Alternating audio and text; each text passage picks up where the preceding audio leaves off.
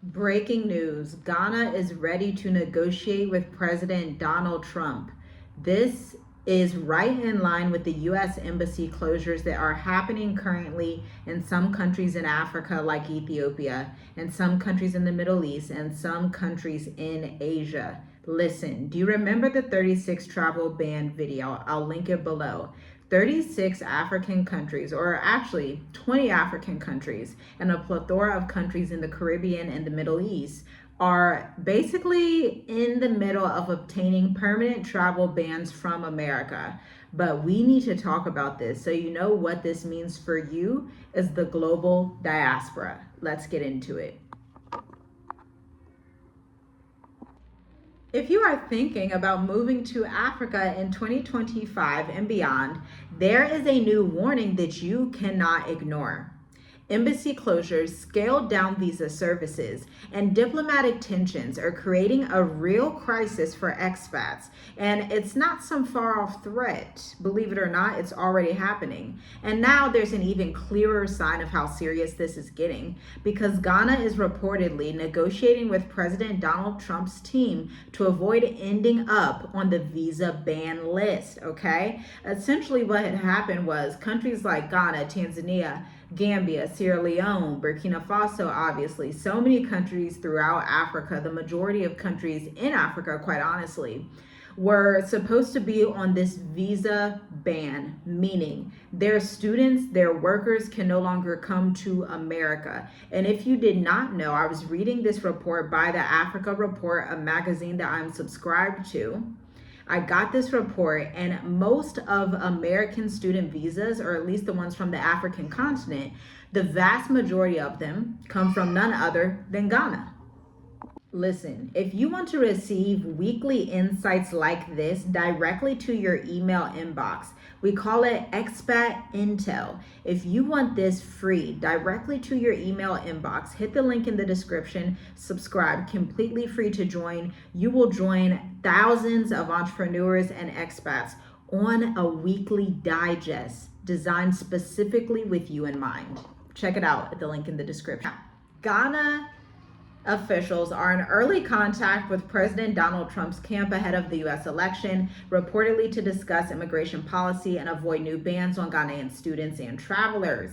Why? Because they remember what happened last time. Now, the last time Trump was in office, he would do these types of bans, but we are already in the Trump presidency, okay? So this has been in talks for a while, but just recently, Ghana has been trying to meet with President Donald Trump behind the scenes to negotiate something and work something out so that they don't get on the visa travel ban list because they send students over to America all the time, okay? They do not want to be put on this permanent list. So you need to understand that these embassy closures, these visa travel bans are not theories. These things are happening right now. And if you think embassies don't really close anymore, you have not been watching the news. You have not been watching international news because across Africa and Europe, the US has already reduced staff or suspended services in multiple countries. And if you're like, girl, they didn't suspend services in Europe, guess what? Luxembourg, Germany are among the countries that the US has decided to potentially close their embassy operations.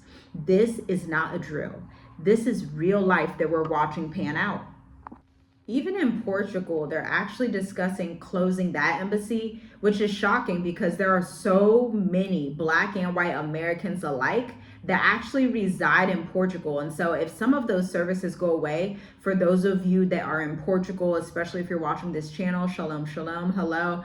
But if you're watching this and you're like, wow, they're going to close these facilities in Portugal, this means that it's not a drill. This is not like fear mongering. These are real life things that are happening that are going to impact your life. And they're showing you that you want to leave America now before it's too late. You want to get up while it's still kind of on the up and ups, because if you get out when it's too tense, or you may not even be able to get out when it's too tense, let's just be honest. With all of these embassy closures, it looks like we're gearing up for some type of restriction in travel, some type of maybe airplane flights will be far less, like you won't see them as much, and then it'll cost more to actually get out of the US. We're looking at a few different scenarios here that can take place, especially with these countries like Portugal, Ghana, Tanzania, Italy, Luxembourg, certain places in Germany that won't have US embassies probably in the next couple of months. This is a story that we want to watch closely. We really want to identify how this is going to pan out because this impacts you as the African diaspora, whether you're continent born or American born or Canadian or UK, whatever, Caribbean, wherever you are in the diaspora. You should know that Nigeria has already lived through this once. But now I want you to imagine the impact if Ghana, Kenya, South Africa are actually permanently on this new restricted list. So even if you're planning to move to Africa, this still matters for you because embassy closures affect these three areas: consular support for citizens abroad, visa services for spouses, children, and business partners, and emergency evacuations during conflict. Your whole relocation plan depends on the infrastructure that can disappear with just one diplomatic shift. This is not about the Trump administration.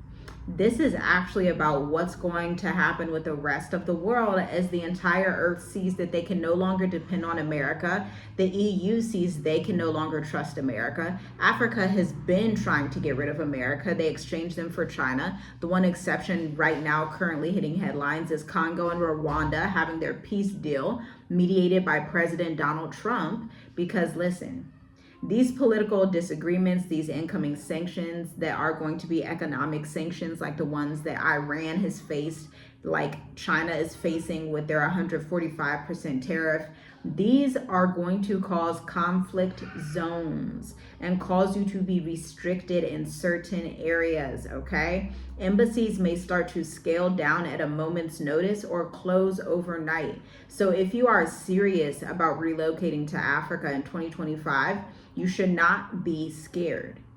I'm going to say it again. Do not be afraid, but you want to plan strategically. Stay updated. Don't rely on social media gossip. Look at the Africa report. Look at official embassy websites and government travel advisories, okay? Get your paperwork early.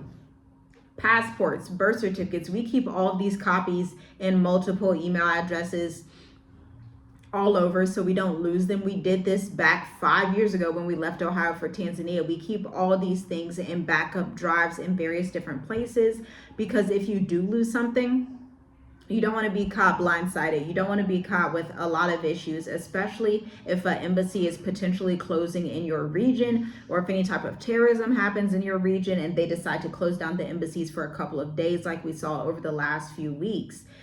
Thirdly, I want you to build a plan B country, okay? I want you to think about your plan B countries. And this is literally where State of the Diaspora comes in, the 5-in-1 elevated intensive experience, the 90-minute intensive.